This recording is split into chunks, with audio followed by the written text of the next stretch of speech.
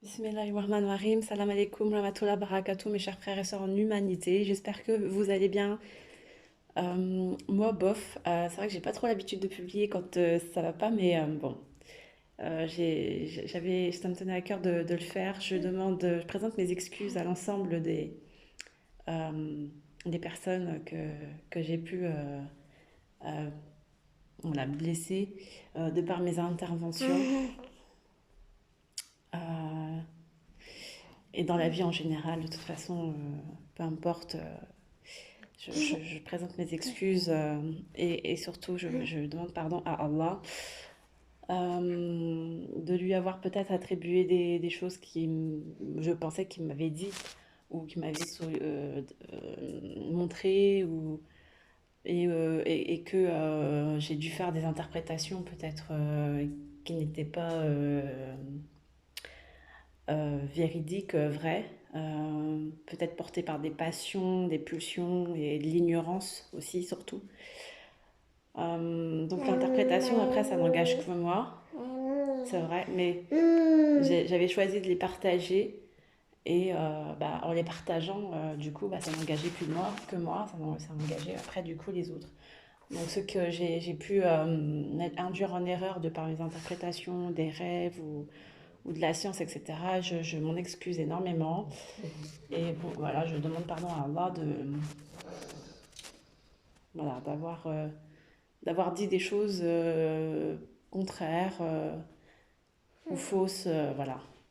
Allez, en attribuant ça sur le dos entre guillemets d'Allah, enfin en disant que ça venait d'Allah ou que c'était Allah qui m'avait dit ça ou qui m'avait dit ci. En gros, en fait, on a des inspirations, nous avons des rêves, nous avons des choses, des interprétations à faire sur ça, et nous n'en savons pas plus si c'est juste ou pas. Après, c'est du ressenti, on le partage, mais c'est vrai que derrière, c'est pas une science sûre, quoi. Ouais, c'est beaucoup de paroles, c'est beaucoup de blablabla, c'est ça, exactement, Mika. Donc, du coup, bah, je vais essayer voilà, de m'arrêter là. Et pardonnez-moi. Et c'est vrai que c'est quelque chose qui me travaille énormément. Parce qu'en fait, tout ça, ça peut aussi être mis dans le compte du shirk, de l'associationnisme, de donner une parole à Allah alors qu'il ne l'a pas dit ou quoi que ce soit, tu vois. Surtout en ce moment avec la folie du Mahdi, m'a dit ça, Mahdi m'a dit ci, Allah m'a dit ci, Allah m'a dit ça, Saint-Esprit m'a dit ça. Voilà, on n'en sait rien en fait. Si ça se trouve, c'est juste des waswas ou voilà. Enfin, et et comme nous sommes tous dans un cheminement spirituel, donc on partage, mais je tâcherai de ne pas dire Allah m'a dit ci, Allah m'a dit ça. Je tâcherai juste de dire ce que je ressens, ce que j'en comprends. Et voilà. Ne pas prêter des paroles à Allah alors qu'il n'a pas dit. Si ça se trouve, c'est pas lui qui m'a dit ci, qui m'a dit ça, mais plutôt, voilà, peut-être un ange ou peut-être un djinn ou peu importe que ça soit vrai ou faux. Mais ce serait très très difficile et très grave de dire directement Allah m'a dit ça, alors que peut-être c'est autre chose. Ou, voilà, il y a plusieurs formes de communication, d'autant plus que nous ne pouvons pas vraiment communiquer directement avec Allah après ces choses exceptionnelles, comme par exemple Moïse, paix sur lui, avec Allah, il a eu une intimité directe, mais c'est très quelque chose de très rare. Alors après, je vous dis pas que pour moi, c'était pas Allah ou c'était Allah ou quoi. Je peux pas vous dire ça, mais ce que je peux juste vous dire, c'est qu'au niveau de la méthodologie du non-shirk, il convient de montrer l'exemple à tous et de garder en fait cette réserve, cette distance dans chaque chose que l'on pense, dans chaque chose que l'on fait, dans chaque chose que l'on reçoit, en mettant cette distance de ne pas voilà, tout de suite confirmer en disant voilà, c'est Allah qui m'a dit ci, c'est Allah qui m'a dit ça, faites pas ci, faites pas ça, faut faire ci, faut faire ça. Vous voyez, c'est comme rendre les choses halal alors que c'est pas halal, rendre les choses haram alors que c'est pas haram. Vous voyez, donc ça, c'est le jour du jugement. Voilà, on se confronte avec Allah et qui nous dit oui, tu as dit à tes youtubeurs que si et ça et si, patati, patata et nanani, nanana. Sur quelle preuve, tu vois? Et c'est un peu compliqué après, face à Allah, de rester dans l'arrogance, quoi. Donc, tout de suite, le shirk, c'est quelque chose, un péché qui est impardonnable. Donc, autant se repentir tous le mieux possible. Surtout qu'avec cette vague de maladies, on peut très vite tomber facilement sans s'en rendre compte, de par notre passion de la justice, etc. Mais ça, c'est une porte d'entrée très facile vers quelque chose qu'on défend en fait. On se dit, ouais, on est les défenseurs du shirk, de l'associationnisme, parce que nous avons le Coran et que nous avons la méthodologie, etc. Mais sauf que la porte d'entrée facilitée au shirk, c'est par exemple avec toutes nos vidéos sur le Mahdi, etc. On s'en rend pas compte, mais mine de rien, si on n'est pas le Mahdi, c'est qu'on s'est inventé une vie et qu'on est sur du faux. Et si on est sur des faux, si on est un faux prophète ou faux Mahdi, c'est que tu rentres dans la case un peu du shirk, quoi. Et est-ce qu'on est tous, on a tous envie de rentrer dans cette case? Tous les faux prophètes, les faux Mahdi sur les YouTube, est-ce qu'on a tous envie d'être dans cette case de faux prophètes? On n'en sait rien en fait au final, à partir du moment où Allah nous a pas donné cette légitimité concrète, officielle et, euh, et comment dire, et soutenue par tous. Au final, on n'est que le Mahdi de nous-mêmes, en fait. Parce que de toute façon, c'est ce que j'ai toujours dit. On est le Mahdi de nous-mêmes, au final. Le guide de nous-mêmes, par la permission d'Allah, et, et par sa, et par sa, et par son aide, bien sûr. Parce on ne peut pas se suffire à nous-mêmes, ça c'est sûr. Mais c'est grâce à son aide. Voilà, et au Coran et tout et tout. D'ailleurs, en parlant du Coran, ceux qui sont sur la traduction française, je les invite fortement, petit à petit, à se procurer d'autres bouquins qui parlent plus de racines, etc., à se lier d'amitié avec des personnes qui travaillent sur les racines, les étymologies des mots arabes, afin de mieux percevoir, de mieux connaître, de mieux comprendre davantage la langue arabe. Parce qu'en fait, les traductions, elles sont catastrophiques. Et je vous assure que ces traductions-là, elles nous mènent tôt ou tard au shirk. Alors se conforter, non, enfin tôt ou tard, excusez-moi, pardonnez-moi, je ne veux pas être tranchante parce que ça aussi c'est pas bien, mais ça peut nous conduire vers un chemin très très très tortueux. Ça peut, et du coup, non pas me mettre la pression en disant ouais, bon, si vous lisez le Coran en français, c'est pas bien, nanani. Non, je dis pas ça.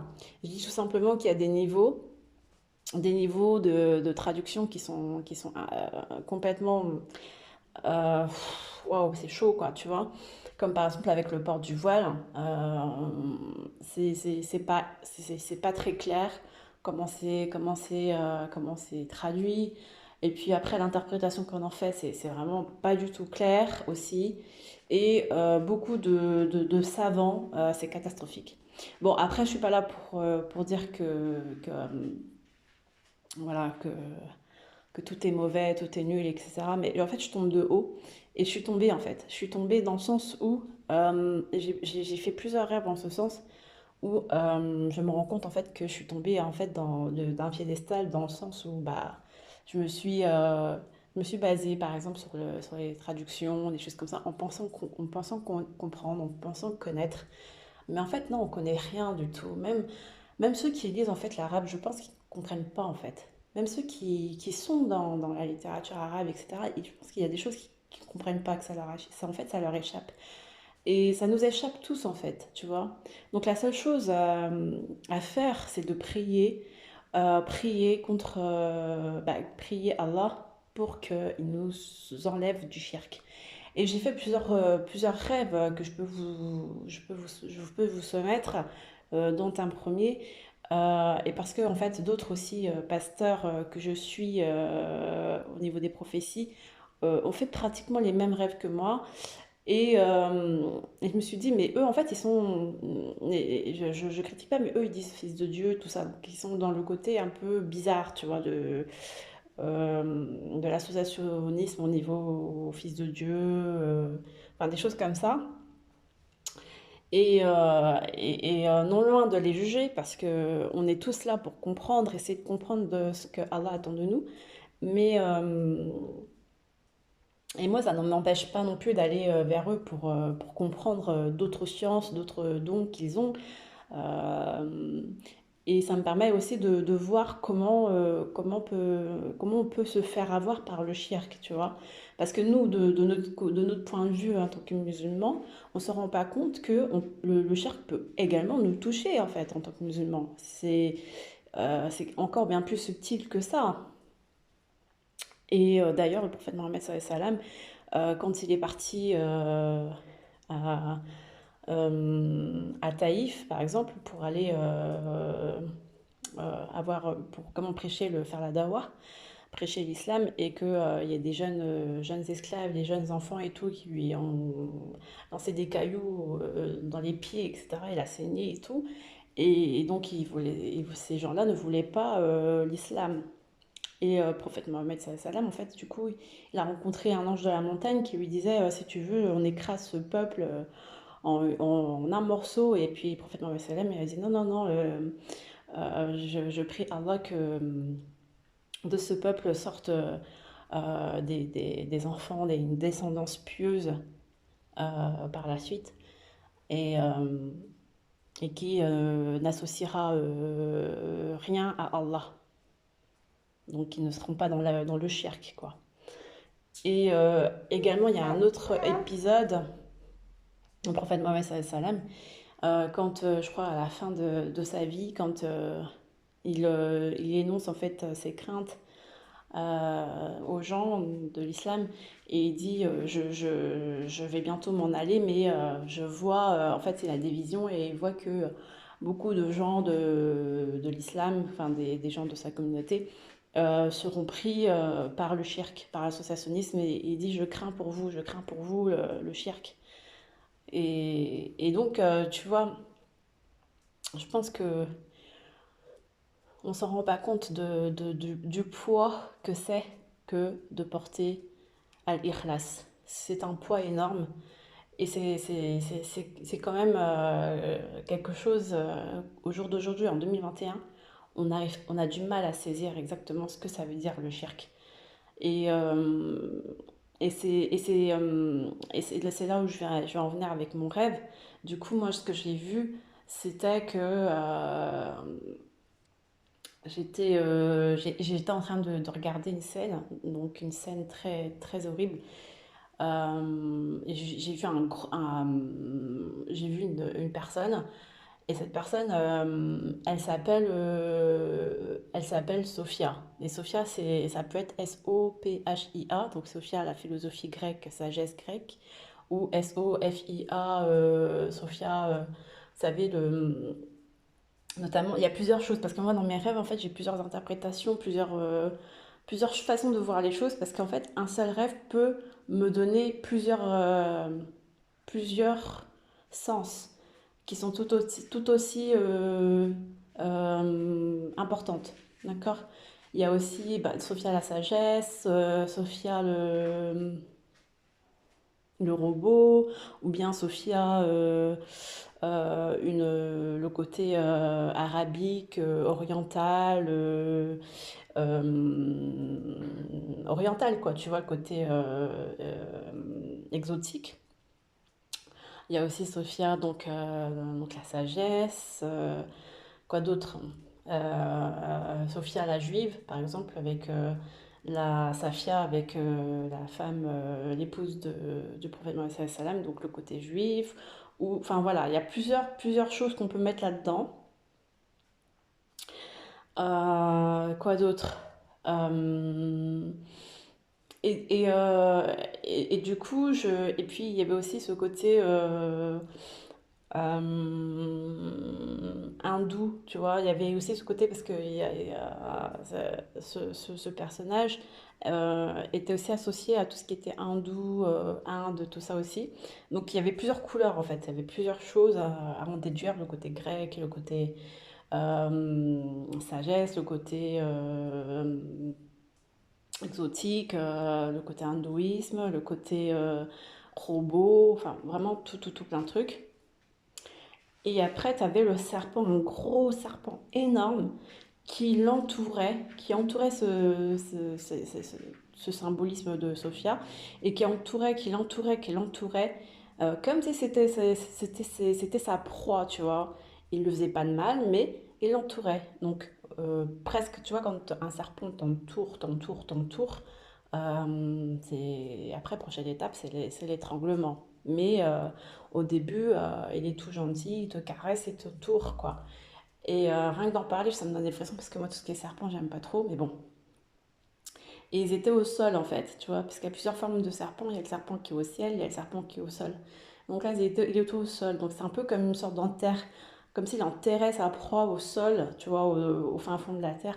Et, et, euh, et que c'était comme un trou, tu vois, un trou, voilà. Et ça me fait flipper en fait. Quand même que j'en parle, j'ai des frissons et ça m'a vraiment perturbée. Et après, il y avait des petits gamins qui venaient et qui étaient à côté et qui prenaient du venin du serpent. Donc là, le serpent ouvrait sa gueule et il y avait des petits venins qui sortaient de sa bouche et qui nourrissaient les petits qui étaient autour. Et ça, j'ai pas vraiment compris. Je sais pas, les enfants, les petits gamins qui étaient autour et qui se nourrissaient du venin. Ça veut dire peut-être que au niveau de la société, peut-être que bah, les gamins, ils sont innocents quand ils naissent, entre guillemets, mais, euh, mais on est quand même dans cette société qui nourrit en fait toujours, qui se nourrit en fait, les enfants se nourrissent de ce cirque apparent et latent. Ils se nourrissent parce que peut-être que parce que ils ont que ça pour se nourrir en fait. Dans le sens où bah, tout est cirque autour de nous, en nous, c'est comme si on était cirque. Tout était cirque et que ce qu'on inculque et ce qu'on apprend à nos enfants, c'est du cirque.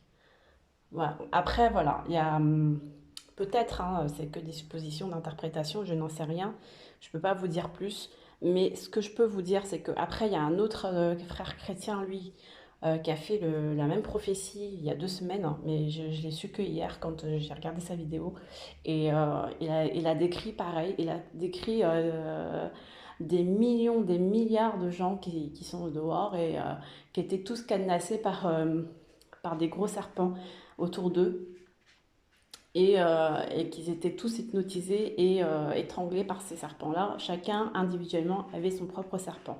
Donc le serpent, le chatan, le shirk, tout ça en fait.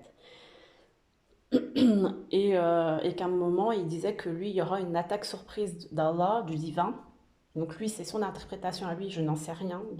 C'est son interprétation, je ne fais que répéter ce qu'il a dit. Je ne sais pas si c'était un rêve véridique ou quoi, je peux pas vous le dire. Mais que comme quoi, voilà, il y aurait bientôt une attaque surprise assez prochaine du Seigneur et qui, en fait, délivrerait les gens du shirk, du shaitan. Parce que en fait, ce qui est important, c'est que le shaitan, lui, il a l'objectif de ruiner les humains, de les mettre en enfer, voilà.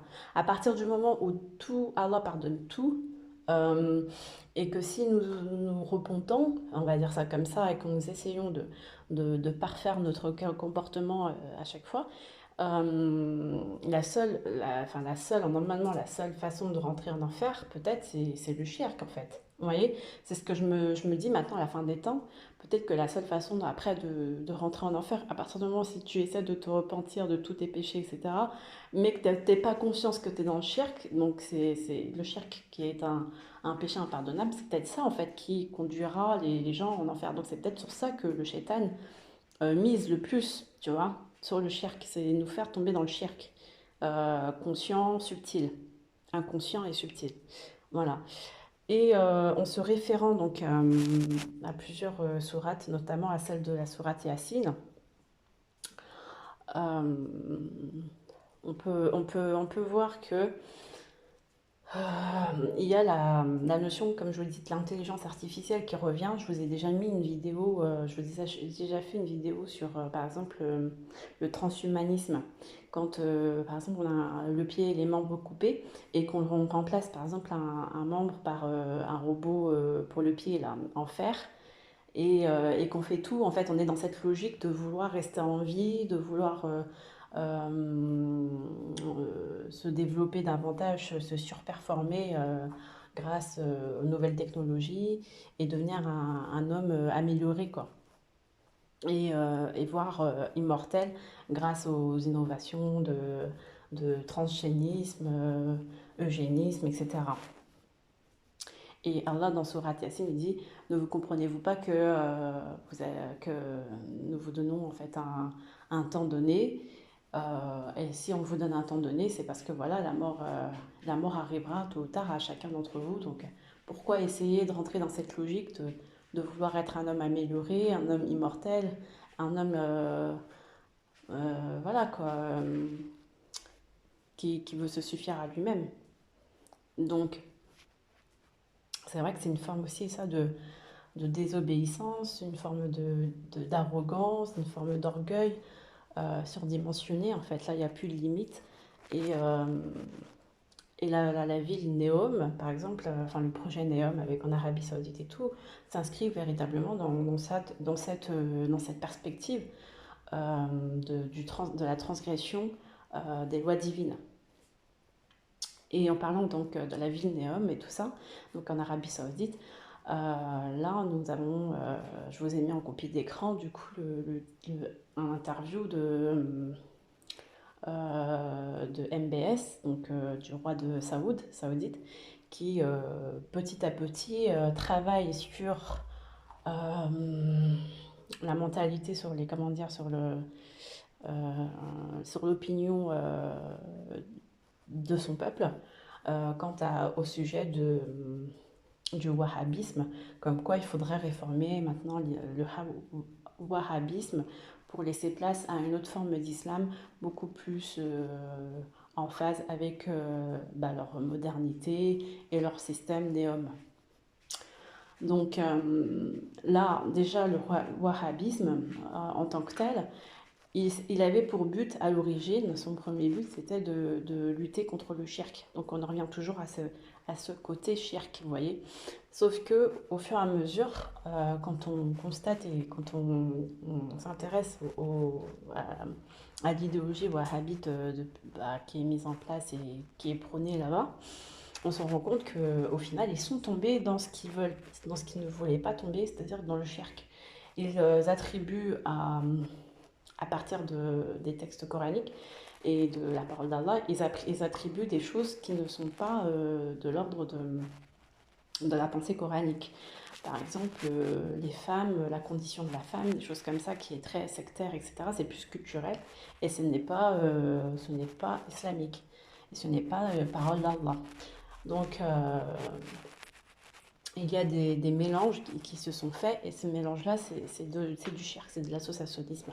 Après, chacun s'habille comme il veut, mais le, le, le but de ne pas faire du shirk, c'est de dire que voilà, on a une culture qui est comme ça, on a une tradition qui est comme ci, mais ne pas mélanger en disant c'est Allah qui nous l'impose, c'est Allah qui nous a dit de faire comme ci, de faire comme ça, alors que dans les textes coraniques, nous allons le voir plus tard, mais le sujet du voile n'est pas, comme vous le pensez. C'est-à-dire que la femme n'a pas l'obligation de se voiler la tête, les cheveux. Tu vois. Et elle a, par contre, on lui recommande de bien s'habiller, de pas non plus de se mettre à poil ou quoi, mais de bien s'habiller, de bien couvrir ses parties intimes, notamment la poitrine, au niveau des seins et tout, parce que vous savez que quand vous regardez les décolletés d'une femme, voilà, ça donne des émotions, quoi. Donc, cacher ça, au lieu de cacher le dos. Parce à l'époque, les femmes, elles portaient le foulard comme pour cacher le dos, en fait. Mais c'était pas logique. C'est plus la poitrine qu'il fallait cacher, mais pas le dos. Pas forcément le dos, quoi, tu vois. Donc, enfin, rabattez vos voiles. Donc, au niveau des poitrines. C'est-à-dire que non seulement le dos, vous pouvez continuer à le cacher, mais c'est aussi, surtout aussi, à cacher au niveau des poitrines. C'est plus, voilà, c'est une zone encore plus sensible et qu'il convient de voiler en fait. C'est ça que le courant insiste dessus. Et, euh, et donc le voile après, certaines le mettaient peut-être pour cacher un peu la tête, couvrir un peu la tête, les cheveux, tout ça, mais c'était pas, c'était pas une obligation, tu vois. C'était pas une obligation. Par contre, ce qui est important de soulever, c'est que dans le Coran, ils disent bien que euh, les femmes de prophètes, euh, c'était bien c'était bien qu'elle se couvrait, et je prends même la tête, quoi, pour faire une distinction entre les femmes qui n'étaient pas de prophètes. Une sorte de noblesse, en fait. Donc, après, c'est une sorte de noblesse. Quand tu te couvres la tête, voilà, t'es plus. Je veux dire, c'est comme si tu étais dans une catégorie de pudeur au-dessus des autres, quoi, en fait. C'est un peu ça le truc, l'idée. Mais c'est pas une obligation pour l'ensemble des femmes de l'humanité, tu vois. C'est à toi d'après de te dire, bon, moi j'ai envie d'être comme une noblesse, je me mets le foulard et tout, au niveau de la tête, etc., etc. Ça, c'est ton choix personnel à toi, tu vois. T'as le choix de le faire. Sauf que les femmes de prophètes, c'est bien spécifié dans le Coran de le faire, tu vois. Voilà. Donc, ne pas associer à Allah ce que Allah n'a pas dit, n'a pas ordonné. Véritablement, c'est ça en fait le shirk. Alors que si tu dis, ouais, non, c'est la parole d'Allah et tout, et patati patata, que t'es vraiment rigoureuse sur ça, bah c'est ça que c'est du shirk. Et on se rend pas compte parce que la parole, elle est rapide. Attends, bébé, il faut que je mette ça. Voilà. Et donc, c'est important que nous ayons une éducation au niveau de la parole, une bonne éducation au niveau de notre façon de penser, notre façon de voir le Coran, de le lire, de l'approcher et de le propager et de le répandre aux autres. Parce que sinon, bah, l'idée première, c'est de ne pas faire de shirk, comme un peu le wahhabisme qui était né, cette idéologie de réformer l'islam en disant qu'il ne fallait pas adorer les lieux saints, il ne fallait pas adorer les saints, leurs tombes, etc. Donc, pour réformer, en fait, enfin, dans le sens où ils ne voulaient pas faire du shirk, mais ils sont tombés dans d'autres travers du shirk, tels que par exemple avec l'idée du voile avec la femme, où c'est devenu une obligation, ils disent que c'est une obligation coranique de la parole d'Allah, sauf que Allah ne l'impose pas de cette manière en fait, c'est pas tranchant comme ça. Tu vois ce que je veux dire? Nous les humains, il faut que. C'est pour ça que j'ai beaucoup insisté sur mes vidéos en disant qu'il fallait que je m'améliore dans le discours parce que le jugement et il faut que, tu vois, c'est pas bien. Parce que c'est trop tranchant. Alors que Allah, lui, quand il nous adresse des paroles dans le Coran, il y a beaucoup de thématiques où c'est pas tranchant, aussi tranchant que ça. Et pourtant, c'est Allah. Et moi, alors, en tant qu'humain, je n'ai pas à dire il faut que, tu vois. En fait, c'est une facilité de parole qui détruit au final le message réel. Donc, je m'en excuse par rapport à tout ça. Si j'ai été trop tranchant ou si j'ai pas mis assez de nuances et si, voilà, j'ai été dans ce côté shirk. Parce qu'en fait, je sais pas, c'est l'ignorance, je pense. Et peut-être qu'il, bah, du coup. Quand on est vraiment dans l'ignorance, eh bien, essayons de ne pas du tout juger, être dans le jugement. Essayez de laisser l'esprit critique, voilà, essayons d'avoir l'esprit critique, l'esprit large, afin de ne pas tomber dans quelque chose de dangereux, tu vois. Et c'est un conseil que je vous donne à tous et à toutes et que je me donne à moi-même. Et ça libère le cœur.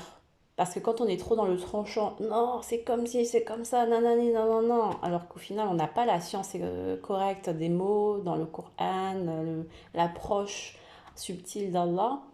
On n'a pas encore acquis ce niveau, ce degré de simplicité et ce degré de nuance, tu vois. Quand on n'a pas encore atteint ça, eh ben, il convient d'être souple et non fermé et non tranchant dans sa prise de parole et dans son prêche. Et c'est aussi un conseil pour les imams, parce que c'est vrai qu'on a tendance à aller trop vite en disant, bah, quand tu es une femme, tu te voiles, non, c'est si tu veux, quoi, en fait, tu vois, c'est ton choix à toi. Allah ne te l'oblige pas. Il y a des recommandations qui ont été faites, des recommandations obligatoires qui ont été faites aux femmes de prophètes, mais qui, de nos jours, personne n'est femme de prophète. Le dernier de prophète, c'était Mohammed sallallahu alayhi wa sallam, donc voilà. Après, si on a envie de ressembler aux femmes de prophètes, oui, c'est bien. C'est la méthode. Mais après, de là à dire que c'est une obligation sur l'ensemble de l'humanité, de toutes les femmes de ce monde, etc., en tant que pour devenir musulmane, non, ça c'est être trop vindicatif, c'est être trop, encore trop, tu vois. C'est trop, c'est être faux en fait. Voilà, c'est faux, complètement faux, parce que l'approche qu'Allah a dans le Coran n'est pas de cet ordre-là. Et malheureusement, on se laisse très vite embrigader par des prêcheurs voilà, qui se disent islamiques, musulmans et tout, arabes et tout, qui ont la langue arabe. Mais en fait, ils ont peut-être cette passion de vouloir rééduquer la société, rééduquer les femmes et tout et tout. Et c'est au détriment de l'approche euh,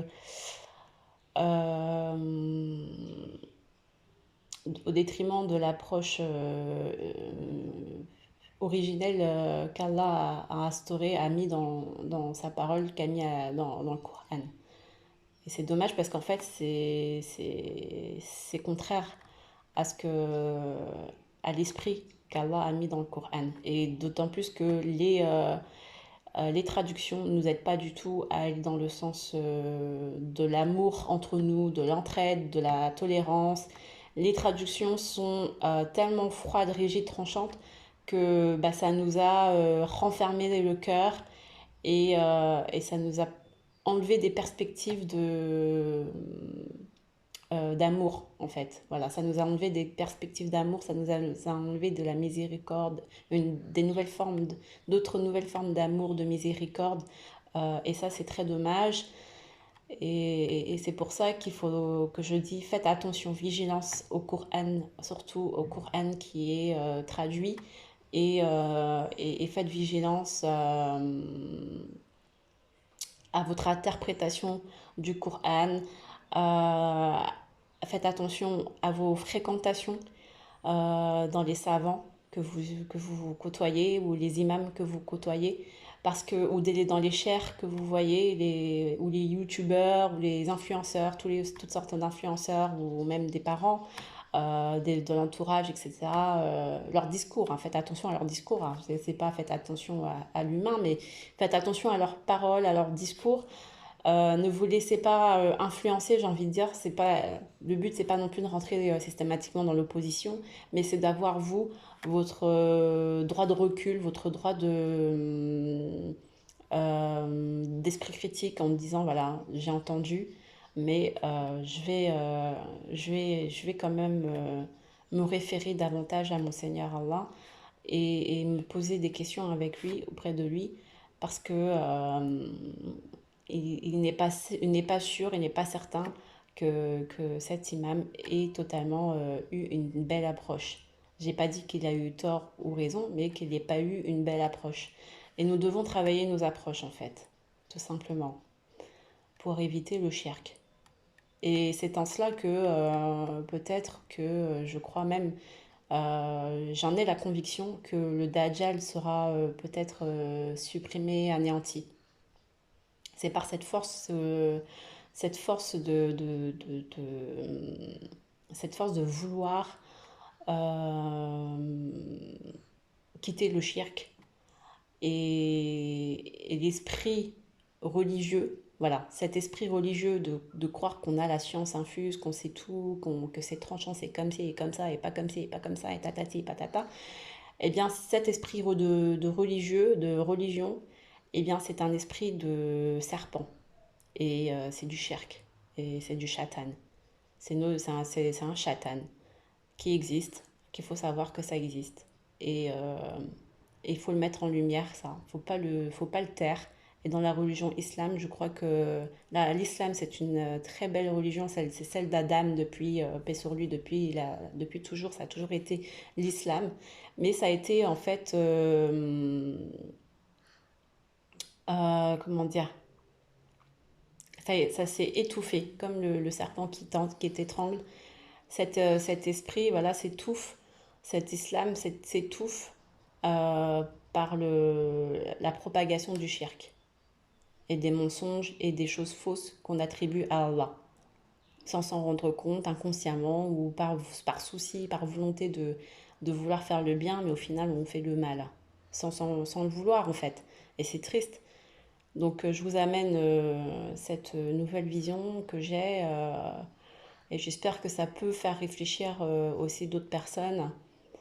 Parce qu'en fait, le côté hadith aussi nous a embrigadés dans une seule vision, tu vois. Les hadiths, comme je vous le dis, je vous ai toujours dit, prenez-le aussi d'une manière symbolique. Par exemple, la graine de Nigel, il y a des gens qui me disent, j'ai vu des gens qui disaient, oui, bah, contre le coronavirus, vous parlez contre des maladies, prenez la graine de Nigel comme le prophète Mohammed sallallahu alayhi wa sallam il le faisait, et c'est sunna, ça fait partie de la médecine prophétique, etc.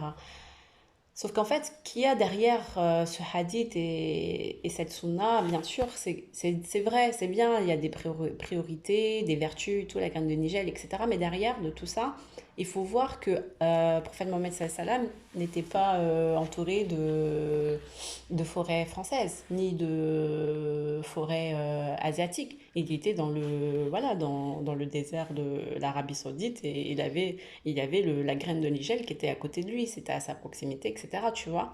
Et c'est pas la graine de Nigel en soi qui est importante, c'était la transformation à partir de cette graine pour obtenir de l'huile de Nigel qui est véritablement une source de guérison si Allah le veut. Mais ce que j'ai envie de vous dire, c'est que la graine de Nigel, c'était quelque chose qui était à côté, à sa proximité, qui renfermait donc des propriétés, qui renferme des propriétés médicinales, etc., sous transformation avec l'huile, etc., par la permission et la grâce d'Allah. Mais ça ne veut pas dire que tout le monde entier doit en prendre pour guérir de toutes les maladies, etc. Non, ça veut dire que vous avez à votre proximité, dans votre territoire local à vous, bah, des plantes qu'Allah a mis à votre disposition, que vous utilisez soit de manière tout de suite brute comme ça, ou que vous transformez, comme là la graine de Nigel a transformé en huile, pour obtenir une efficacité prouvée, quoi, une efficacité médicinale.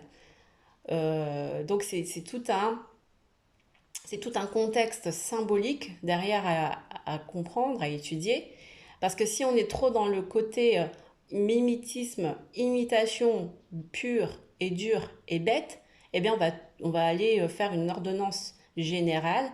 Tout le monde devrait prendre de la graine de Nigel aux quatre coins des globes. Alors que non, c'est plus une démarche de vous dire, voilà, la plante médicinale, elle est partout, il y en a partout là où vous êtes. Il suffit d'avoir de la connaissance. Et c'est la connaissance qui après apporte, grâce à Allah, une guérison, tu vois. Et si tu es en France, bah, ce sera peut-être pas la graine de Nigel, ce sera peut-être autre chose.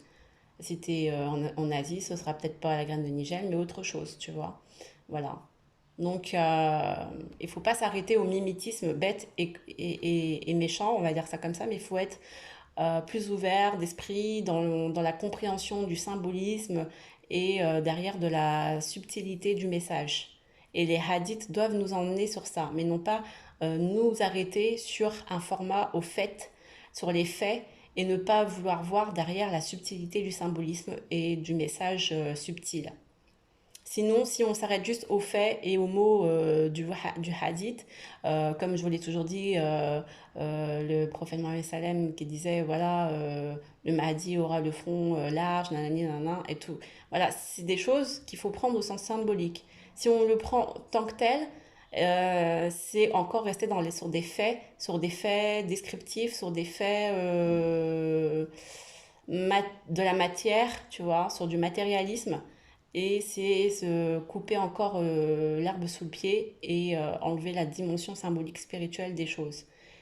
Et c'est ça le serpent, l'attitude, l'esprit serpent, de l'esprit religieux.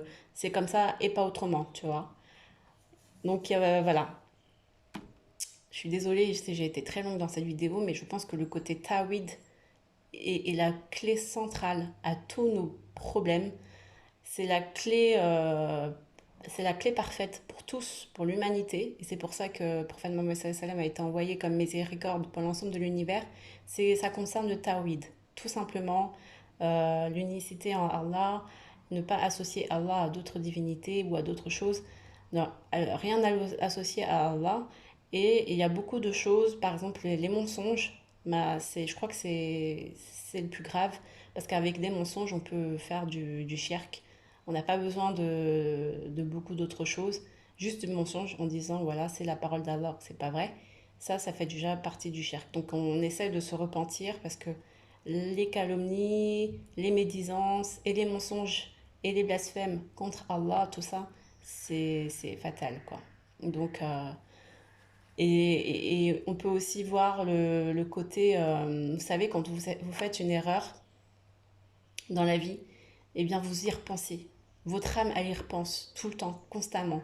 Quand vous avez fait de la fornication, vous avez demandé pardon à Allah, certes, mais votre âme, elle y repense tout le temps, tout le temps, tout le temps, tout le temps.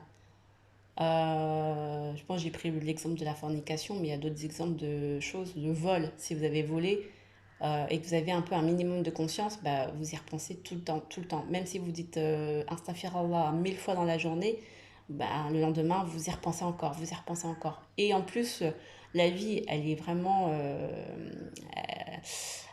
elle donne pas de cadeau, on va dire, entre guillemets, dans le sens où bah, vous êtes toujours dans une mise en situation.